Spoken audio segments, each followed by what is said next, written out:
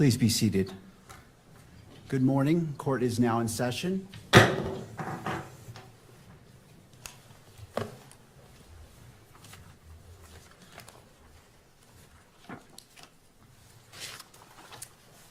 Calling the case 251403576, State of Utah versus Tyler James Robinson. Counsel, could you enter your appearances, please? Chad Grunander, Jeff Gray, Lauren Hunt, Ryan McBride, and Chris Ballard for the state, Your Honor. Good morning, counsels. Good morning, Your Honor. Kathy Nestor, Michael Burt, and Richard Novak on behalf of Mr. Robinson. Morning, Your Honor. Good morning to you all. Morning. And to the jail. Do we have Mr. Robinson present? Yes, Your Honor. All right. Mr. Robinson, good morning to you as well. Counsel, as we begin, I have entered orders allowing the admittance of Mr. Michael Burt, Mr. Richard Novak, pro hoc vice, and appointing them along with Ms. Catherine Nestor to be Mr. Robinson's counsel. The court enters findings that the combined experience of counsel meets and exceeds the requirements of Rule 8. Counsel, do we have, what would we like to accomplish today? I have two items, Judge. I just wanted to make a record that under Rule 16 of the Utah Rules of Criminal Procedure with respect to discovery, the state is required to provide to the defense within 5 days of the defense's request the discovery that we relied on in making this charging decision. We'll be prepared to do that, so we'll look for defense counsel's request or the next day or so, and we'll provide that to the defense. Thank you. We also, for the court's information, we met this morning with the defense team briefly in our office to talk about discovery and the process, so we'll be working together. There is a substantial amount of discovery in this case, Your Honor. It's voluminous, to say the least, and we're working on a process where we can exchange information as quickly as possible and be efficient in that process. The other item I had, Your Honor, I saw that over the weekend there was a protection order, pretrial and trial publicity order entered by Your Honor. And I just was seeking some clarification. On page 2, at the end of the first paragraph, it reads, "To that end, lawyers participating in the investigation or litigation of this case shall inform all witnesses, investigators, consultants, staff members, or other members of the prosecution or defense teams that the prohibitions contained in this order." The state, we're seeking some clarification with respect to the phrase "all witnesses," Your Honor. There are a number of witnesses that have yet to be identified that will likely be used in the state's case. This occurred in front of 2,000 to 3,000 students at Utah Valley University. So we're in the process of identifying those witnesses. And so those individuals are presently unknown right now. So we're looking for a little clarification from the court. And I suppose we're not going to make any arguments today, but there may be some follow-up pleadings that we may need to file. Thank you. Ms. Nestor, did you want to be heard about that issue? No, Your Honor, we would defer to whatever the court wants to advise them on that matter. I mean, I think it's fairly obvious that we don't know who all the witnesses are in this case yet. I think it's just important that if anyone is identified, that they have information about this order. So I think other than that, we wouldn't weigh in on any other matter. Thank you. Well, thank you for that question. That's an important one. The court will rule that as the witnesses become known to each side, that information is conveyed to abide by this order. Obviously, there are potentially many witnesses, and so it's not the expectation that you would be able to do that up front, but as they become known, I would ask that you would inform them of this. Anything else, counsel?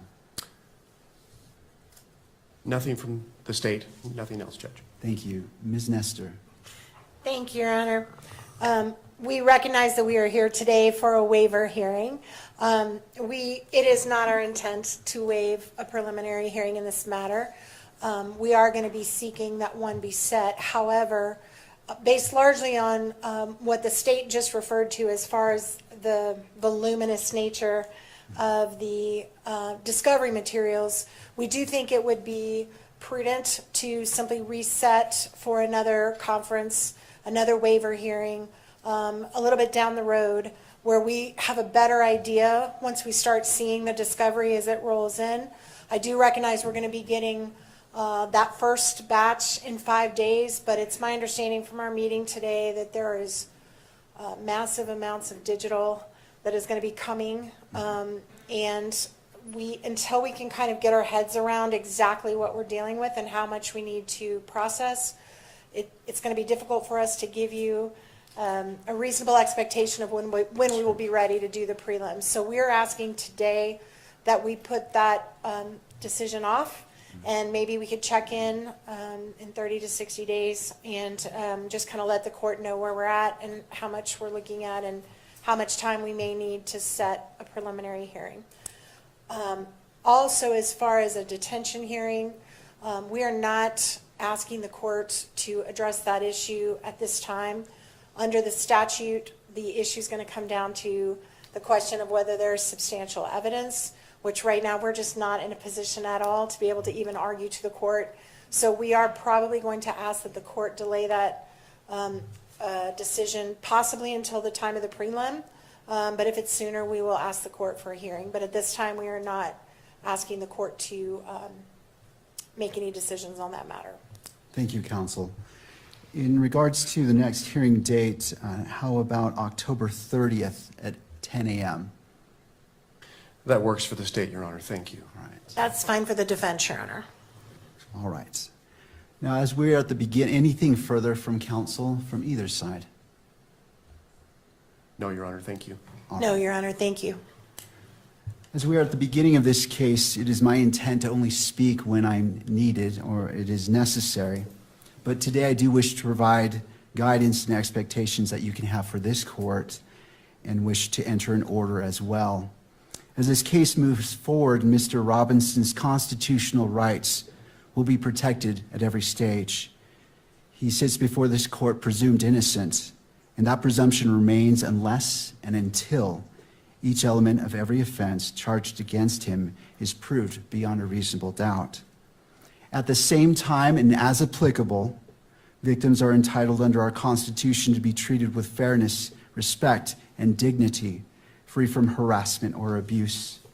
Justice demands that both of these principles, the rights of the accused and the rights of victims, be honored without compromise.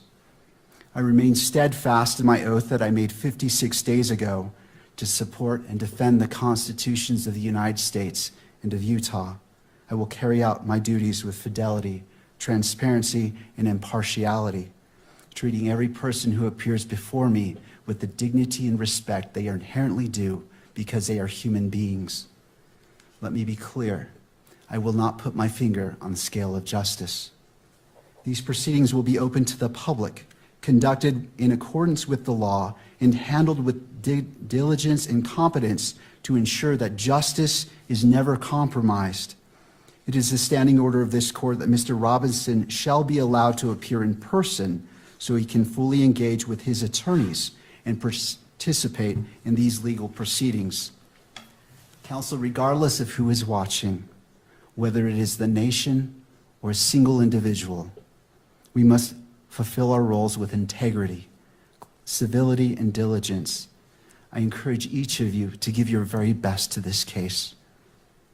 Neither Mr. Robinson nor the people of Utah deserve anything less than the fair and impartial administration of justice.